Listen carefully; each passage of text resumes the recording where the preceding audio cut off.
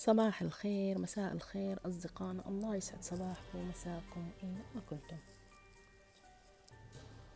اليوم راح نجهز سويا طريقة عمل مربى المشمش المجفف. ومثل ما تعرفون رمضان على الأبواب، والتحضيرات لهذا الشهر الفضيل يعني هي إنه مو بس واحد أكل وإنما عبادة أيضا، وإن شاء الله يكون شهر فضيل على الجميع.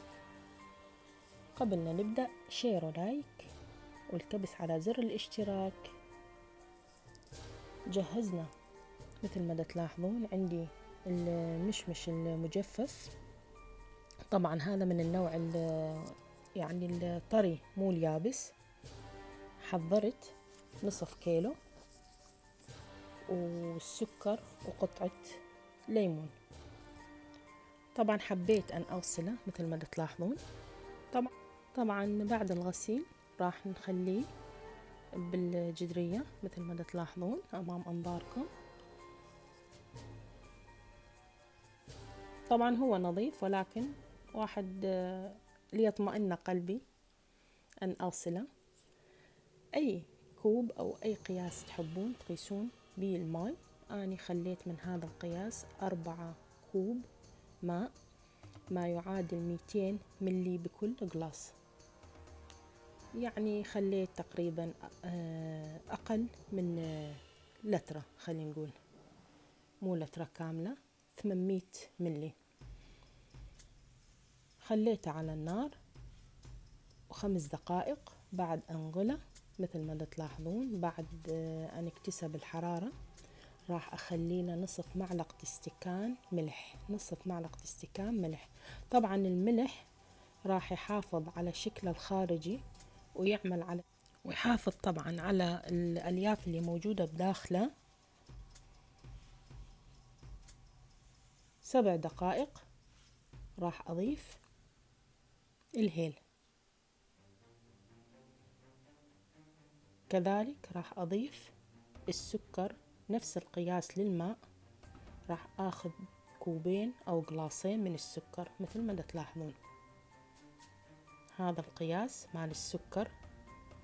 طبعا خليت هاي الزيادة شوية، لأنه مثل ما لاحظتوا أنه من البخار مال القيسي السكر ظل موجود بالقلاص، فعوضته بهاي معلقة أكل زيادة.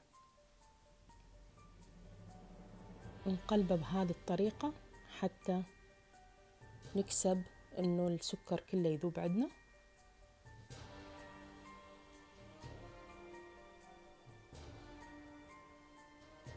طبعا تحبون بطعم الهيل، تحبون بطعم الفانيلا، تحبون بطعم الدارسين، اي طعم اللي يعجبكم.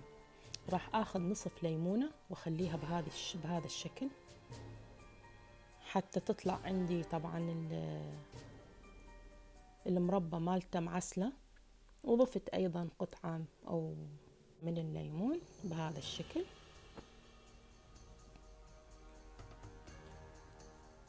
طبعا راح اتركها ويا السكر ايضا ما يقارب 7 دقائق الى 10 دقائق تغلي بهذا الشكل، حتى احصل على قيسي او مربى القيسي.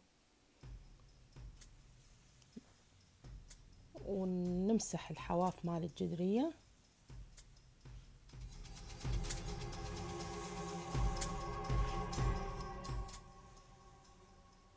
نضيف الجوز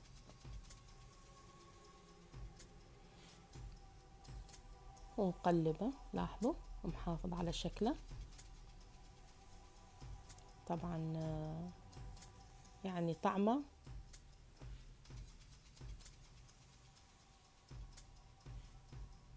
وشكله والعسل مالته فتشي، يعني ما اقدر اوصف لكم اياه. لاحظوا اللون اللي اكتسبه.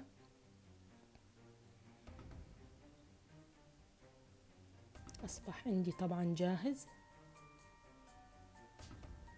نكهة وطعم. أنصحكم بالتجربة طبعا على طريقتي. شير ولايك ويا الأهل والأصدقاء وتفعيل الجرس حتى حتى كل ما أنزل فيديو جديد يصل لكم.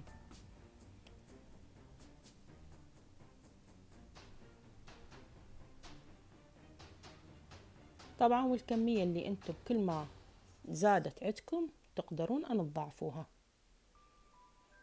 أحكي لكم أينما كنتم من مطبخي، مطبخ المذاق المميز. وهاي النتيجة النهائية اللي طلعت عندنا وقدمناها لكم، وإن شاء الله تنال إعجابكم.